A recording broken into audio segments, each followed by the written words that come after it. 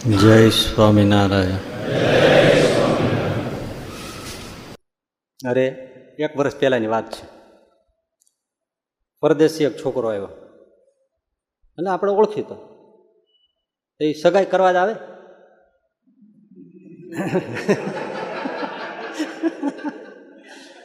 એટલે બધે ફરે ને ખોળે ને આવે, બધે આમ બધા દોડા દોડ, પાછો આપણી યારે જોડાયેલો એટલે વારે વારે ફોન કરે કે અહીંયા જોવા ગયો, અહીંયા જોવા. મેં કીધું ભાઈ હા, ટૂંકમાં વાત પતાય ને, મારે યશવર નોત કંઈ કહેવાનું છે જ નહીં.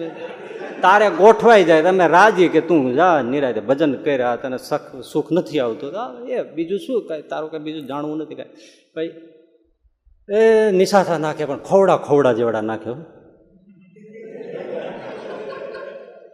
હા, એમાં ભાઈ એને એક જગ્યાએ મેળ પડી ગયો, સામેથી પણ હા આવી ગઈ. અને એ આ હતા એના કરતાં એને ખૂબ પૈસાવાળા, અને એને જોતું હતું એના કરતાં રૂપકડું વધારે પાત્ર ને વધારે ભણેલું ને વધારે પૈસા લાવે એવું. અને એટલા બધા ઘરના બધા ખુશી થઈ ગયા.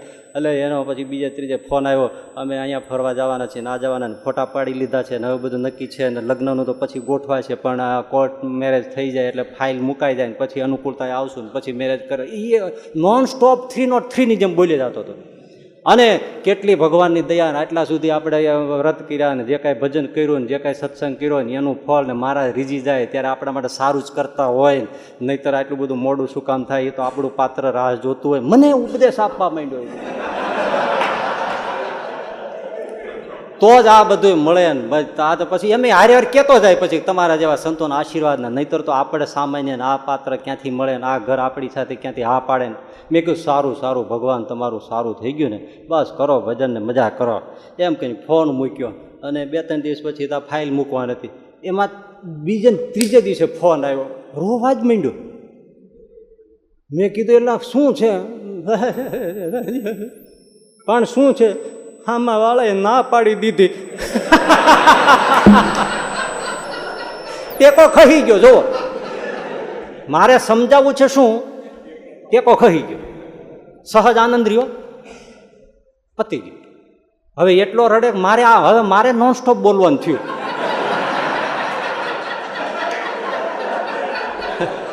હું સમજાવું પછી ભાઈ હશે, આપણે ખૂબ સેવા કરી, ખૂબ સત્સંગ કર્યો, ખૂબ વ્રત તપ કર્યા,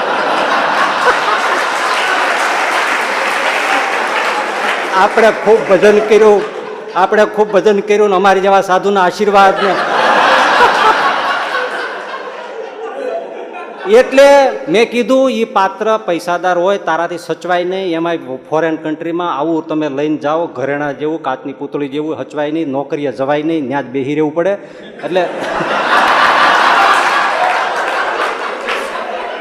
એટલે શ્રીજી મહારાજે જે કર્યું એ સારા માટે કર્યું. તું ઘરે ન હોય તો વાંધો નહીં, અને તારી સેવા કરે, તને જમાડે, તને સાચવે, તારું ઘર સાચવે, તારી નોકરી હચવાય, સુખી થાય, એટલા માટે મહારાજે તોડી નાખ્યું છે. બાકી તું રાજી રે. મને કે એવું છે? મેં કીધું હા. અરે પણ મારે એ વાત સંભાળીને તમને શું કેવું છે? ટેકા ખહી જાય તો સુખ રહે, એટલે સહજાનંદ નથી. મારે તો સહજાનંદ શું છે એ તમને કેવું છે. આ સહજાનંદ એવો જ બીજો કિસ્સો કહી દઉં, પછી આગળ વધીએ. તો એક જણા, એ 2 વર્ષ થયા, એ દિલ્હીમાં કોઈ બહુ મોટી કંપની, પછી ત્યાં એના ફોર્મ ભર્યા છે, ના કર્યું છે ને હવે ત્યાંથી એને હા આવી ગઈ ને પછી મોટો બહુ ઊંચો પગાર. એવો બધો ખુશ થઈ ગયો. મને કે આપણે આખા મંડળને જમાડી દેવું છે. મેં કીધું ધીરો રે, ધીરો રે. નહીં, જેટલો ખર્ચો થાય એટલો આખો પગાર આપણે આમાં જ વાપરી નાખો. મેં ઓહો એટલો બધો નાસ્તામાં ક્યાંથી આવડો મોટો પગારની જરૂર નહીં, અમે તો બધા કાંઈ નથી કરવું. ના, ભગવાને દીધું છે, આમ જુઓ, ખુદા દેતા હતી છપ્પર ફાડ કે દેતા હે. મેં કીધું હા, દઈ દેતી છપ્પર ફાડીને જ દે. હવે એટલો હરખ અમાય ને, હે આમ મજા આવી ગઈ. હવે જવું છે ને આમ જવું તેમ. હવે કોણ જાણ શું થયું? 5મે-6ઠે દાડે રોતો આવ્યો. મને કે કંપનીએ ના પાડી દીધી, અને બાનું એવું કાઢ્યું સાવ તમને ફિઝુલ લાગે. એ કે અમે તમને ફોન કર્યો તો તમે જે નંબર લખ્યો છે એના ઉપર મેં ફોન કર્યો તો તમે અવેલેબલ ન થયા, એટલે તમે બધા જ વસ્તુઓમાં બોગસ છો, એટલે અમે તમારું છે ને આ એપોઇન્ટમેન્ટ રદ કરીએ છીએ. સ્વામી કે આવું થોડું હોય. મેં કીધું હું શું કરું? લ્યો, ટેકો ખાઈ ગયો, આનંદ રહ્યો. ગામડામાં તમે જોયા છે, અવળા બેઠા એકબીજાને ટેકા દઈ.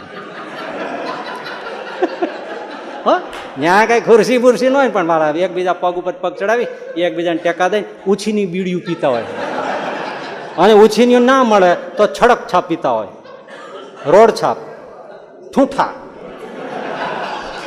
ઘણા વાળી છડક છાપ નવી નીકળી છે એમ માનીને ગોતવા બેઠ, ગોતવાનો તમે ત્યાં જાઓ ત્યાં મળે, હા મફત મળે.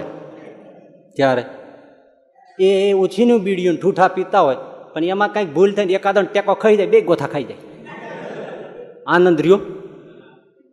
ત્યારે પછી એક ગામમાં સરપંચની ચૂંટણી, હજી મારે સહજાનંદ એ કેવું છે બાકી જ જો. હા સમય છે ને તમારે.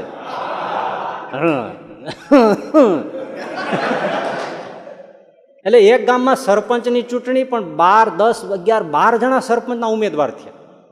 ગામ મૂંઝાણું, આમાં કરવો કોને? આને કરે તો ઓલો ઠરડાય, આને કરે તો આનું ગ્રુપ ઠરડાય. આખા ગ્રુપ હોય ને, નક્કી કાંઈ થાય નહીં. એટલે ગામમાં કોઈક ડાયો માણસ એણે શું કર્યું, એ કે આ ગામને પાદર કૂવો છે ને પાણી નથી, 11, 12 જણાને કૂવામાં ઠોકો, જે વહેલો નીકળી જાય ને એ સરપંચ. બસ એ 10, 11, 12 જણાની કૂવામાં નાખ્યા અને કહી દીધું જે વહેલો નીકળી જાય એ સરપંચ. અમારે આ ચૂંટણી જે ગણો એ.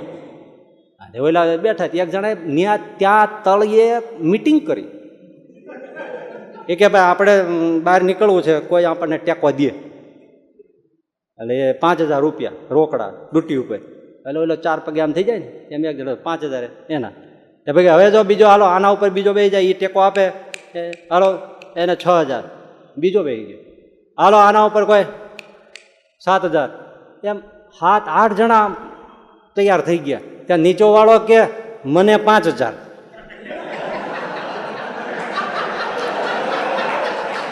મારી ઉપર આ બધાય અને સૌથી બધાની ઉપર વધારે હું મારો ટેકો પાછો ખેંચું છું.